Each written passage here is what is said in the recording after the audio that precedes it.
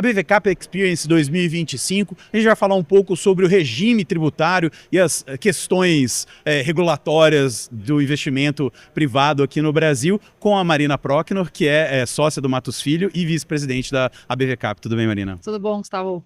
Obrigado pela sua presença aqui. Prazer é meu. Tema fácil, né? Ambiente regulatório no Brasil, tranquilo. Nem vai dar tempo aqui da gente terminar o podcast, porque nem tem o que debater, Não, né? são coisas muito concisas. 25 anos, muita evolução, né? Esse ano a BV-Cap comemorando 25 anos dessa edição da BV-Cap Experience, celebrando isso. Muita evolução, mas em que pé que a gente está? Assim, já está tudo voltando à brincadeira, já está tudo resolvido, não? Muitas coisas ainda para resolver no mercado. Como é que é a sua leitura? A gente está nesse mercado já há muitos anos, né? E quando a gente olha um pouco para trás e vê como é que era o ambiente regulatório e o preparo dos players e do ecossistema do Private Equity Venture Capital nos anos 2000, a gente vê que a gente evoluiu muito nesses 25 anos. A gente tem uma regulamentação muito alinhada com práticas internacionais, a gente tem gestores locais e internacionais operando já de acordo com essa nova regra, e a gente consegue hoje ter produtos no Brasil com a mesma estrutura e a mesma sofisticação de produtos similares em outras jurisdições. Então, isso não existia nos anos 2000. Né? Então, hoje é um mercado que ainda precisa continuar evoluindo, que ainda precisa se desenvolver em algumas questões, ainda temos algumas idiosincrasias na mesa, tanto do ponto de vista regulatório quanto do ponto de vista fiscal, mas claramente estamos na direção certa e fizemos um avanço muito grande nos últimos 25 anos. O que são hoje essas travas? O que são esses pontos ainda a serem debatidos? Ou o que os fundos mais reclamam hoje ainda no Brasil? Quando a gente pensa em veículos alternativos e fundos de gestores alternativos, o veículo mais utilizado ainda no mercado é o FIP.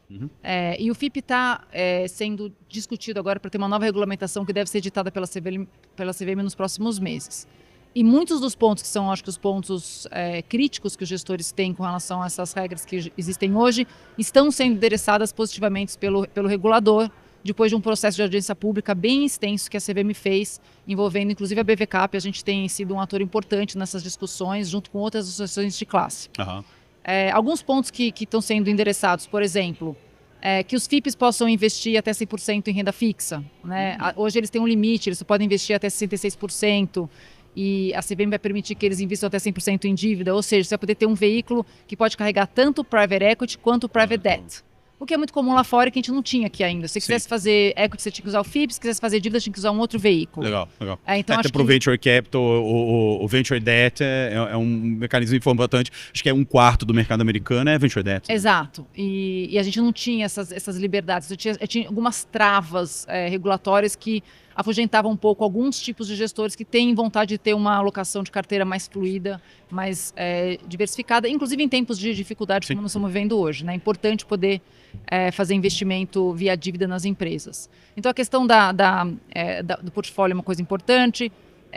Liberdade contratual para os gestores. Então hoje, quando a gente pensa num LPA, né, num Limited Partnership Agreement de Ontário ou de Cayman ou de outras jurisdições, até pouco tempo atrás a gente não conseguia fazer um regulamento de FIP que espelhasse muitas dessas condições, e agora a gente consegue, e essa regra nova de FIP que vai sair vai permitir ainda que a gente consiga melhor ainda, né, permitindo que o gestor possa negociar com os investidores alguns termos e condições que até então a regulamentação não permitia que acontecessem, agora vai permitir, mais poder e independência para o gestor, desde que com transparência, e liberdade para que os fundos, inclusive, por exemplo, possam tomar dívida.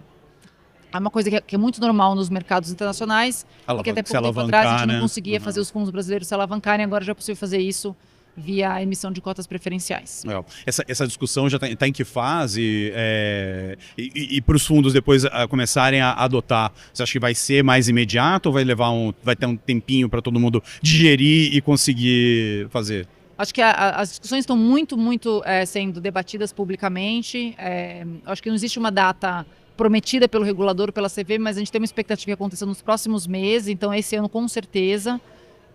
E acho que tem uma fila de gestores esperando a regra sair para poder colocar os produtos de pé. Legal. Né? Tanto os FIPs mais focados em dívida, quanto veículos de investimento, tanto para ser colocados perante um público mais diversificado, mais pulverizado, quanto para investidores profissionais, mas já usando um pouco dessas prerrogativas de liberdade contratual entre gestor e investidor. É interessante, divida que aí você até consegue... Até um ponto que a Priscila trouxe e os gestores têm trazido também bastante, que é o fundraising, né? Você coloca talvez um mecanismo de dívida ali no meio do venture ou do private equity, e o cara, beleza, dívida eu entendo mais do que, pode até ser um mecanismo de, viajando aqui, mas pode até ser um mecanismo de educação do mercado também, de trazer mais LPs, não? Sem dúvida. Hoje o nosso mercado é um mercado ainda que está muito dependente do investimento estrangeiro, né?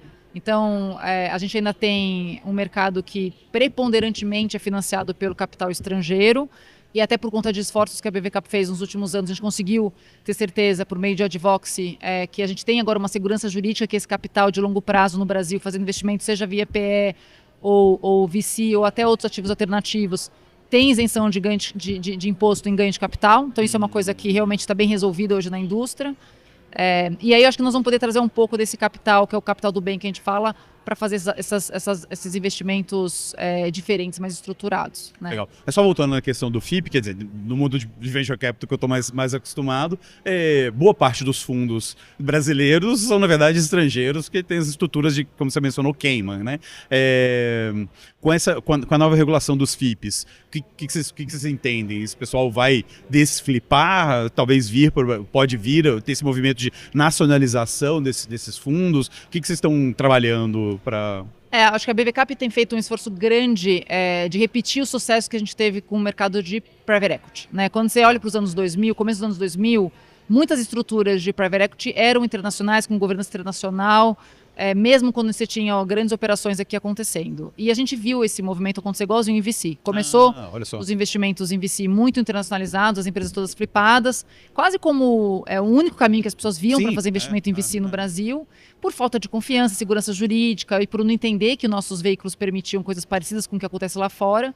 E, de fato, acho que o FIP, até pouco tempo atrás, não era o veículo mais amigável para VC, para a estrutura de investimento, para a dinâmica de VC, mas com as regras que saíram pela resolução 175 da CVM, pelas regras fiscais que foram facilitadas e esclarecidas no ano passado, e por esse novo anexo de FIP que vai sair agora pela CVM, nós vamos ter um veículo muito compatível com veículos de venture capital lá de fora, e a gente está trabalhando fortemente, estamos já vendo um olhar dos gestores de VC de trazer essas atividades para o Brasil, seja por gestores regulados ou não regulados, mas usando estruturas de FIP, e os FIPs podem comprar empresas flipadas ou não. Então a gente acha que para o mercado e para o ecossistema é muito bom trazer essa turma para cá. Legal. Porque vai gerar mais comprometimento com o mercado, vai gerar oportunidade para os prestadores de serviços, vai gerar oportunidade para os empreendedores que podem começar pequenos sem ter que flipar a sua empresa lá para fora. Muitas vezes, flipar não é a melhor coisa para o fundador, muito pelo contrário, né? Pode ter um impacto fiscal negativo. Exato. O Brian Reckworth que conta essa história, acho que ele perdeu 100 milhões de dólares, 100 milhões de reais, alguma coisa assim, quando ele vendeu finalmente o Viva Real, porque ele estava na estrutura errada e eles tiveram que desflipar, voltar para o Brasil, eles perderam centenas de milhões de dólares, de reais, eu não lembro qual era. Porque entraram errado, Exato. Porque achavam que era confuso entrar usando as estruturas brasileiras. Então, uma coisa que a gente tem falado muito é isso. Se entra pela estrutura certa, você tem a opção de fazer o investimento numa empresa flipada, não flipada, entrar no Brasil e vender no exterior, seja por IPO ou venda estratégica, começar lá fora e trazer para o Brasil para vender para o estratégico, para fazer abertura de capital no Brasil. Isso. Em todos os cenários, de uma forma neutra do ponto de vista fiscal, de uma forma que a governança se acomoda muito bem, já foi muito testada, e o mais importante, dando benefício fiscal para o investidor que acreditou no Brasil e ficou muitos anos aqui fazendo investimento na economia real. Legal. Então isso pode dar despertar um novo movimento e uma nova onda. A gente está muito otimista que vamos repetir o que aconteceu com o mundo do private equity no mundo de VC também. Legal. Estamos vendo alguns fundos que sempre foram muito refratários à estrutura local e a ter fundos locais, estudando fortemente e montando suas primeiras estruturas já. Bacana, legal, então vamos acompanhar esse movimento aí. Mas é lógico, Brasil, né? Brasil é o Brasil, todas aquelas coisas. A gente falou de questões tributárias, a gente falou muito das regras do setor em si, mas todo o regime tributário, o manicômio tributário brasileiro, né, todos os seus anos aí de BV Cap, de mercado, como que isso tem afastado, ou o que tem sido feito para avançar facilitar e deixar mais simples, você falou da tributação, né, do estrangeiro e tal, como a gente consegue atrair os estrangeiros, né, nesse ciclo atual, melhorando nossas estruturas ou com o que a gente tem já? Eu acho que a gente teve alguns ganhos recentes de segurança jurídica e de atratividade para estrangeiro. Então, o primeiro deles foi esse que eu mencionei, que está muito claro hoje que um investidor de longo prazo que entra no Brasil via FIP para fazer investimento em ativos alternativos, seja equity, seja dívida, ele consegue ter acesso a um benefício de ter o seu imposto sobre ganho de capital isento.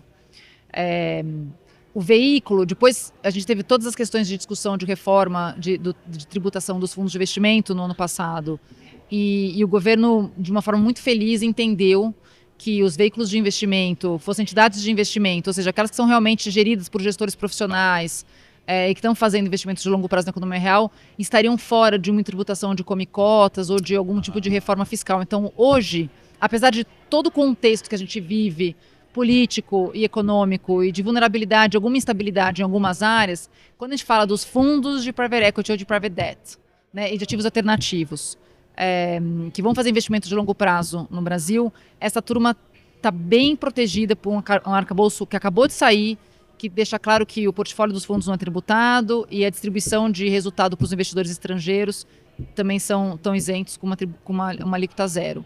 E as pessoas físicas que entraram nesse cenário, né, mesmo com um ambiente de juros altos, as pessoas físicas e os family offices quiseram diversificar e entraram na base de investimento de alternativos, essa turma também tem uma alíquota que está alinhada com padrões internacionais e está alinhado com as da indústria brasileira. Legal, boa. E seguindo em frente aí, os próximos 25 anos de ABVCAP, de regulamentação e de mercado no Brasil, quais são suas expectativas ou o que você entende que vai ser? A gente tem muito otimismo e tem muita coisa para construir ainda no mercado brasileiro. A gente gosta de brincar e às vezes a gente fala para a CVM que a gente gostaria que o Brasil fosse o hub dos fundos da Latam, tal qual o Cayman, por exemplo, é o hub de fundos de private equity, ativos alternativos, globalmente falando. O que falta para ser isso? Tinha que resetar tudo de novo, não? Começar tudo de novo. Então, acho que tem muita coisa aqui que a gente tem que melhorar. Então, a gente tem que, e nós estamos trabalhando com uma BVCAP de dar mais segurança jurídica para os empreendedores, para os investidores, com relação a questões trabalhistas, né? Ainda é caro fazer negócio no Brasil. Sim. Ainda é caro quebrar no Brasil, né? Quando você fala de private equity venture capital, é normal você, de cada 10 investimentos, perder um pedaço deles, outros dão mais ou menos dinheiro e alguns estouram, né? Então, tem que ser fácil poder empreender e é difícil ainda. Estava falando com o fundador outro dia, talvez o erro tenha sido achar que todo mundo pode dar certo, né? O grande erro do venture capital nos últimos tempos e do excesso de capital foi achar, não, todo mundo pode dar certo. Não. É feito para que poucos deem certo. E às vezes os que deram certo falharam 15 vezes antes, ou 20 vezes antes, ou 40 vezes antes. Então, existe um problema na nossa legislação hoje, e até na nossa culturalmente falando, e aí como os juízes enxergam isso, como não só o Poder Judiciário, mas até o Executivo, e o próprio regulador, às vezes, que falhar é porque teve, de alguma forma, algum ato de má gestão ou de negligência. E não. É um negócio de risco, é um negócio que você tem que tentar e às vezes só vai ter sucesso porque você falhou muitas vezes antes. Então, acho que para a gente conseguir colocar o Brasil num patamar diferente, a estrutura regulatória dos fundos, nós estamos chegando lá. Legal. Mas a gente tem que trabalhar para ter certeza que a gente tem a segurança jurídica nas questões trabalhistas e fiscais, para ter certeza que quebrar aqui no Brasil é um negócio que é ok e não acaba com o patrimônio pessoal das pessoas. Temos que ter certeza que as mudanças que vão ser feitas no Código Civil não vão atrapalhar os credores para executar suas garantias e para ter segurança jurídica também para poder conceder crédito no Brasil. Legal.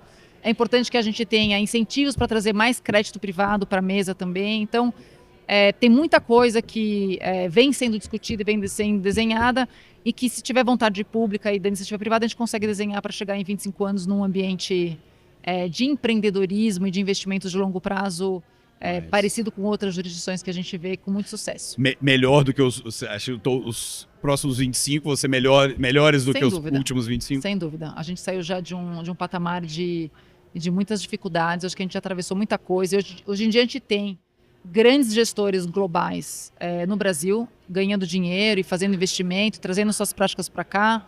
investidores institucionais também, você pega os fundos soberanos, fundos de pensão, endowments, olhando já e fazendo investimentos diretamente ou por meio de co-investimentos no Brasil, por meio de fundos. A gente tem já estruturas de fundos aqui. A gente tem uma série de gestores locais que já estão no seu terceiro, quarto, quinto, sexto vintage. Então, é uma história de sucesso e a gente, né, não é por conta da regra, né? Despite of, né? Apesar do que a gente vê de tudo isso, o empreendedor brasileiro é resiliente, o gestor brasileiro ou internacional que está aqui há muito tempo é resiliente. A gente tem conseguido entregar aí resultados comparáveis a Tier 1 firms fora do Brasil. Obrigado, Marina. Obrigada a você, Gustavo. É isso aí, continue acompanhando a cobertura da BV Cap Experience 2025 aqui nos canais da BV Cap.